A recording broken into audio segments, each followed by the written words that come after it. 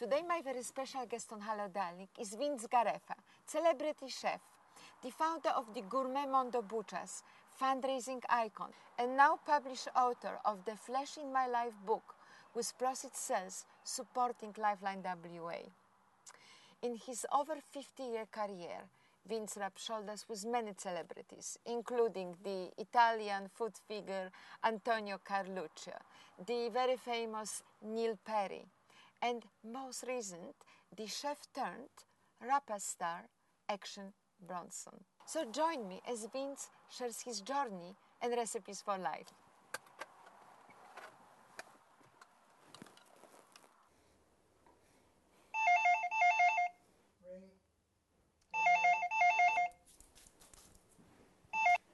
Hello. Hi, Vince. Hello, darling. How are you? I'm here. I'm preparing some lunch. Come on over. Fantastic. Yes, I'm coming.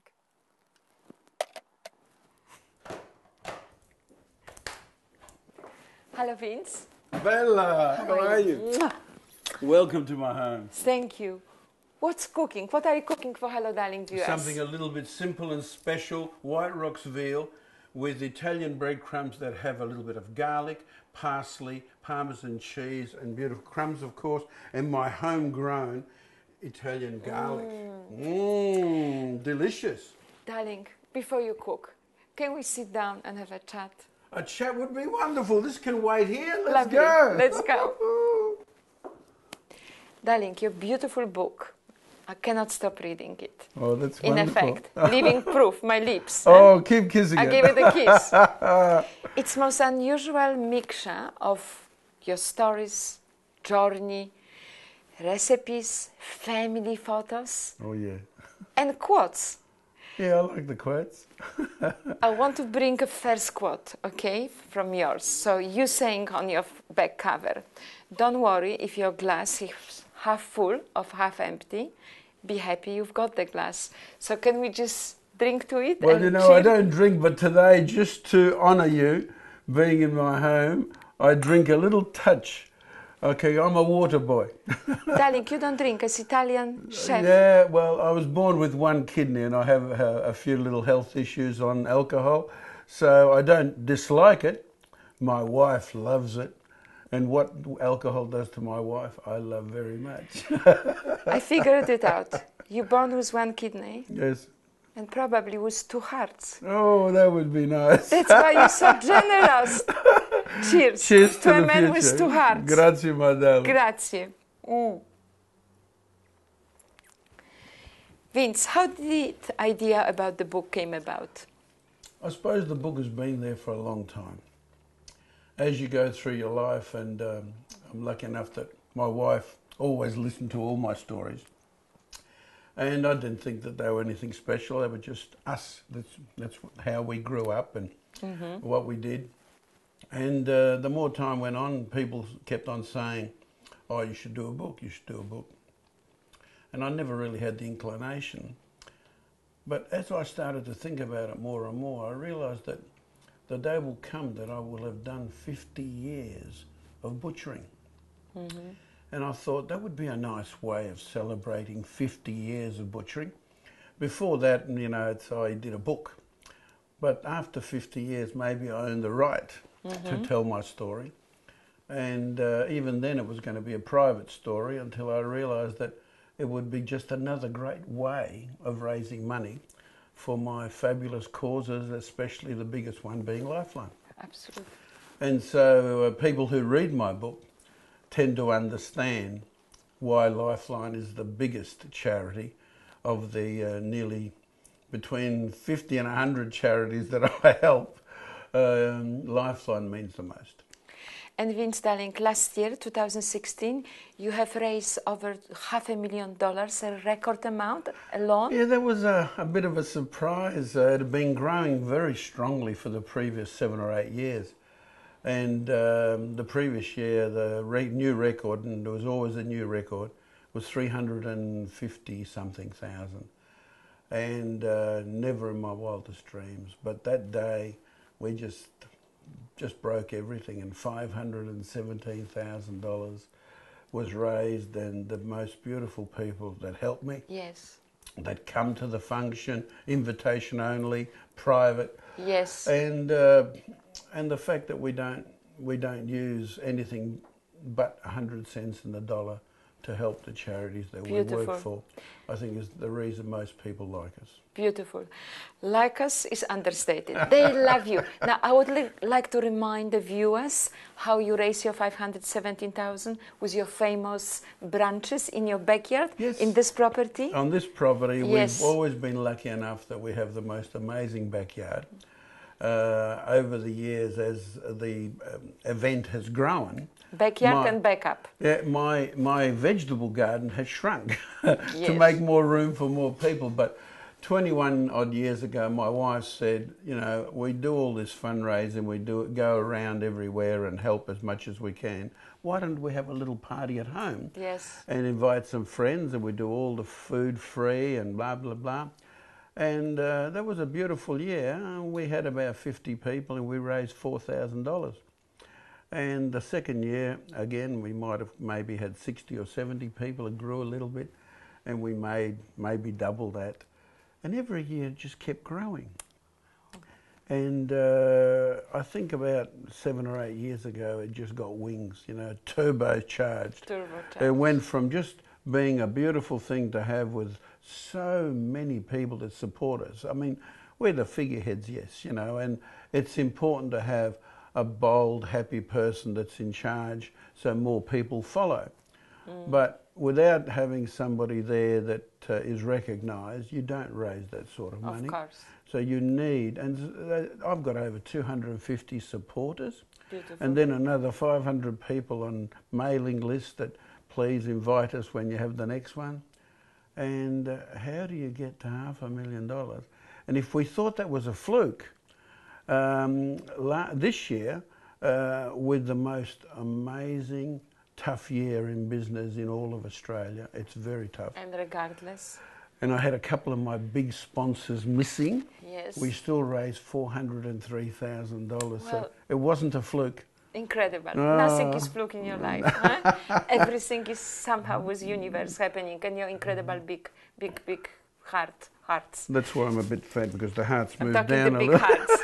Vince, darling, little bit back in yes. time. How old were you when you arrived in Australia? And tell us about how long was the journey. Born in Italy, father left when I was a little yes. baby in arms, and he worked in Australia for 4 years, all over Australia, fell in love with Perth. And we got put on a boat when I was 4 years and 8 months old. Wow. And we came on the boat over 3 weeks, 3.5 weeks, I can't remember exactly. And the newest food, I'd never seen food like that. I didn't like it. And it was hard work.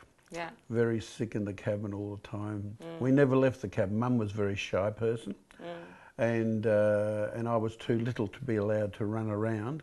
My 2 older brothers ran around on the ship. They had a good time.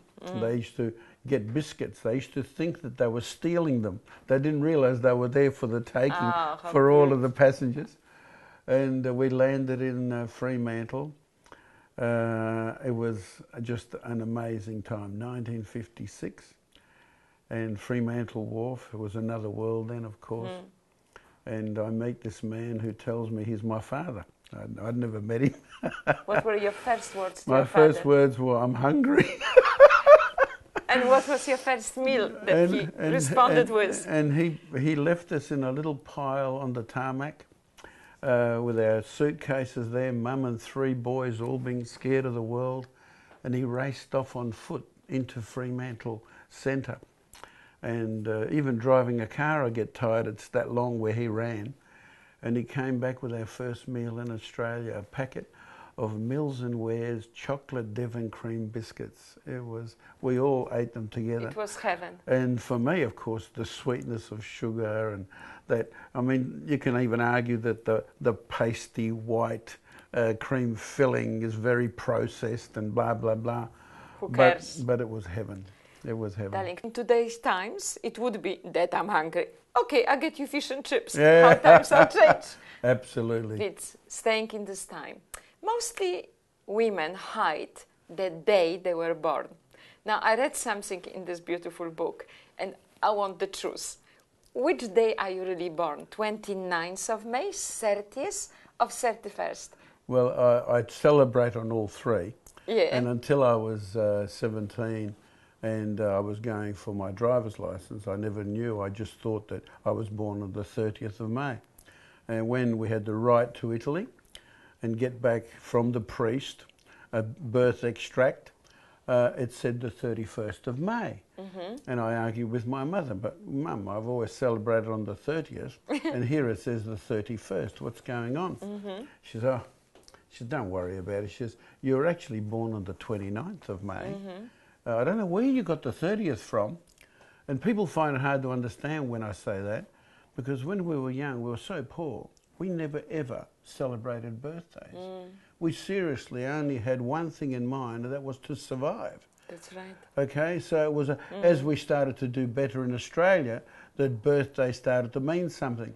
But on this occasion, she explained that because I was born late in the month, when somebody 6 months later went to the main town, the main city, to register births, when did that Garreffa boy get born? Oh, at the end of the month. So somebody wrote down the 31st.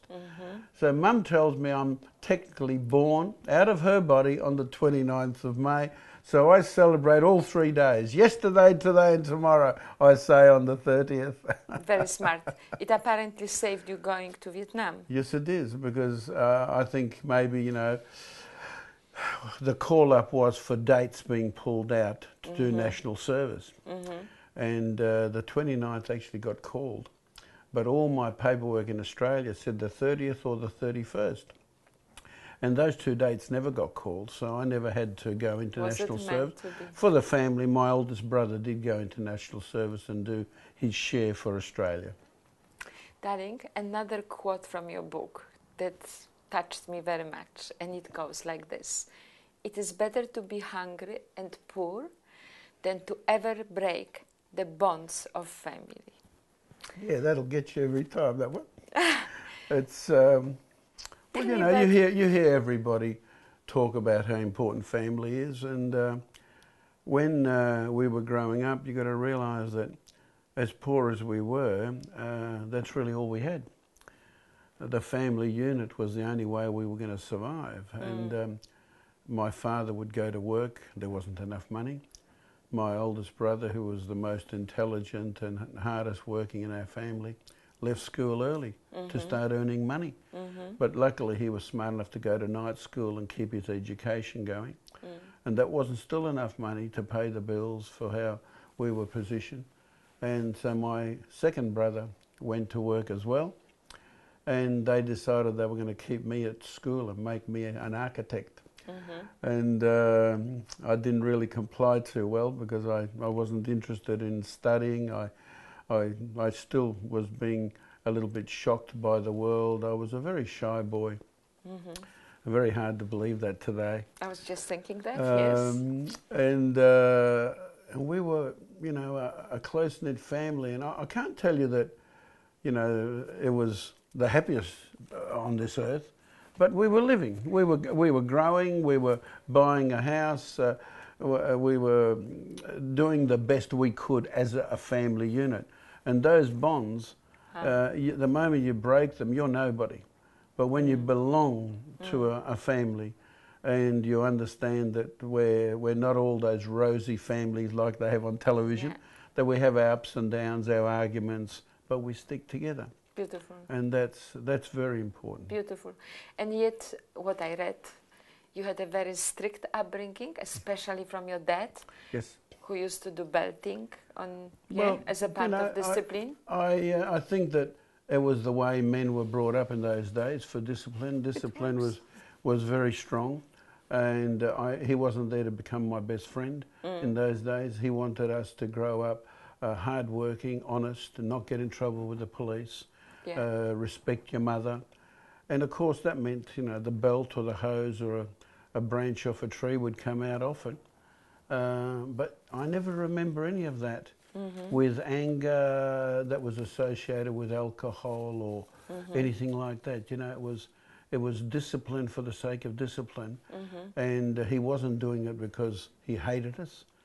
When I had my own children, I realised that he loved us beyond belief, because I started to feel like a father. And we got better education so we can discuss things more. And I think it's a better way. I think the old way carries a lot of heartache. But I don't remember my father or my mother through all of the beltings with any animosity. I remember them only with love. Beautiful, beautiful. Vince, darling, going back to your mom, I believe you had obviously have had incredibly strong bond with your mom, and she went through big journey of her own mental health. Yes, depression. Yes. She had a hard life, and I was the youngest of three boys, and she lived for us kids.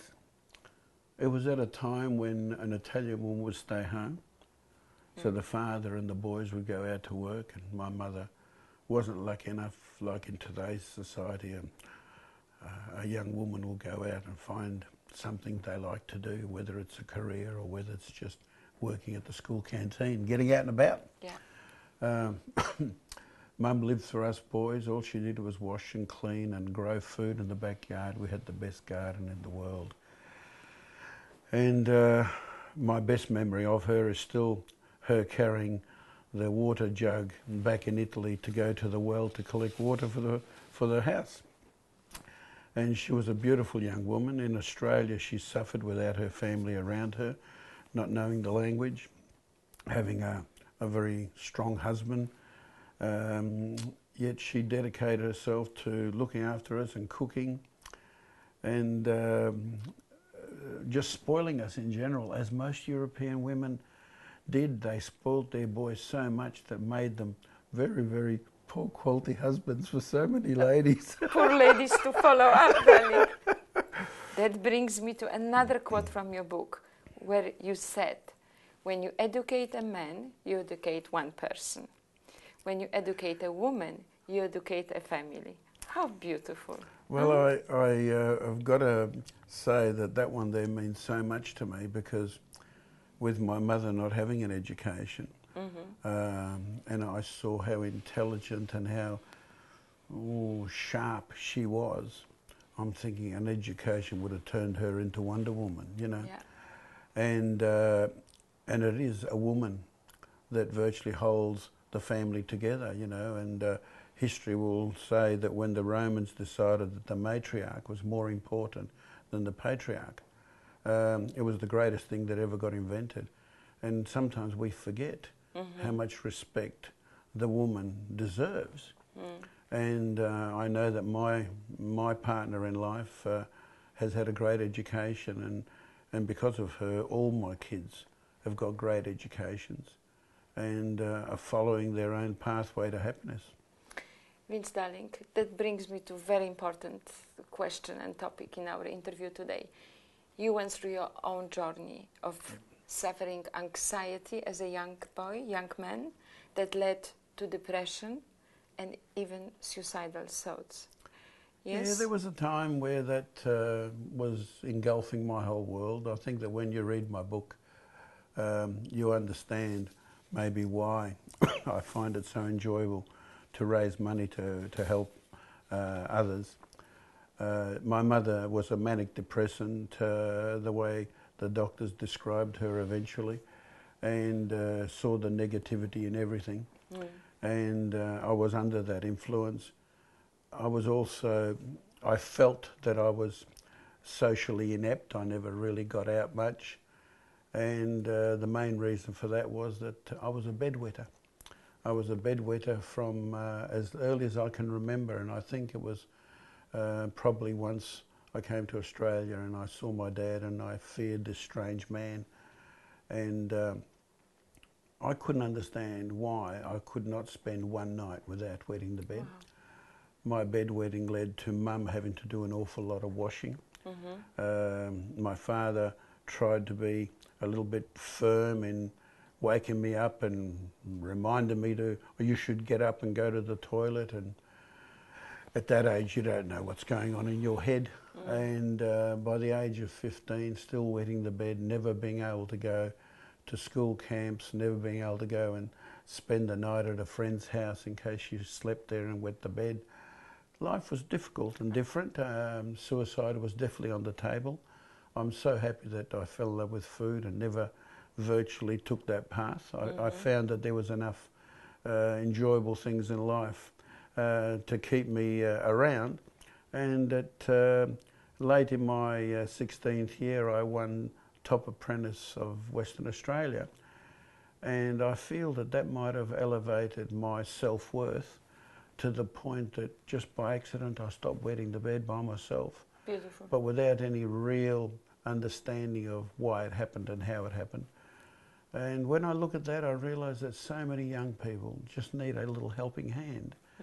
And of course the phone number for Lifeline is there for everybody if ever they're in strife, you know what I mean? So 131114 is just so valuable in helping people with silly little things. Yeah, I mean, you've got to say, if you start discussing it with me, you would kill yourself because you wet the bed. It sounds ridiculous. Yeah. But it didn't sound ridiculous to a mind that was so confused.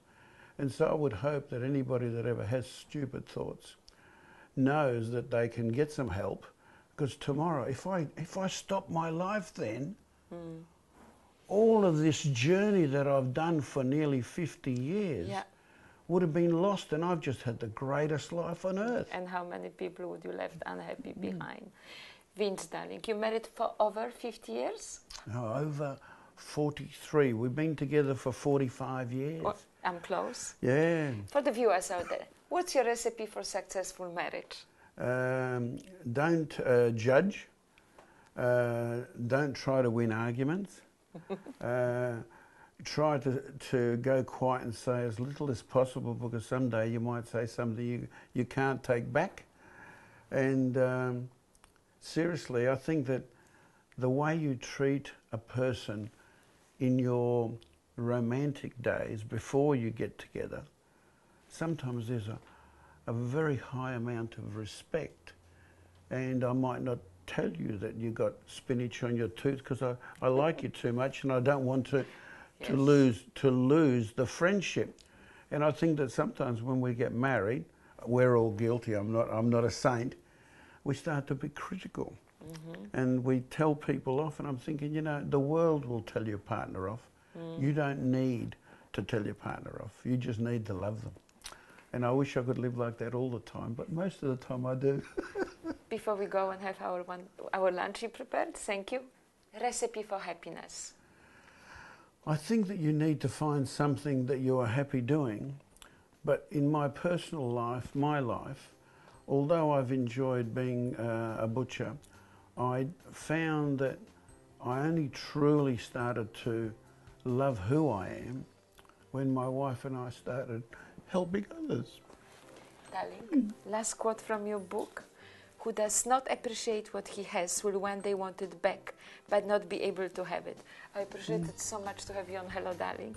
Thank you very much. Thank you. And I'm looking forward to have you when you wrote your next book with next 60 recipes, and to hear more recipes for life from you. Let's make sure we sell this one.